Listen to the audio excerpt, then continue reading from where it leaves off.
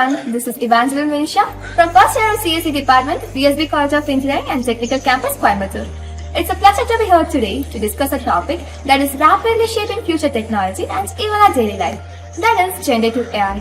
As its core, generative AI refers to artificial intelligence systems that produce new content, be it text, images, or even entire visual environment, based on data and patterns they have been worked on.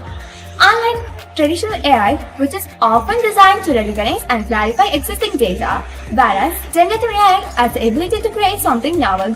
Now let me explain you how does it works.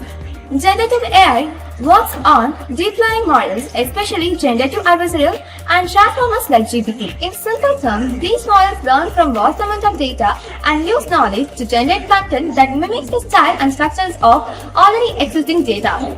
For example, GPT-3 and GPT-4, which I am based on, which can write an essay or even an old conversation with you, all this because they have been worked on diverse linguistic patterns.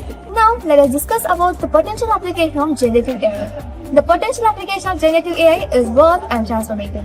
In healthcare, it could assist in drug discovery by generating new molecular structures that will lead to new treatment. In entertainment, it includes creating story, creating music, skills, visual art that push the boundaries of creativity.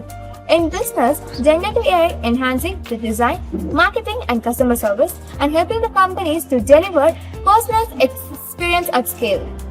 In conclusion, the generative AI represents a paradigm shift in how we can create, communicate, and solve a problem. It's a tool that empowers us to imagine a future where technology amplifies human potential the way we have begun to explore. However, it comes with a responsibility to use it wisely and ethically. Thank you all.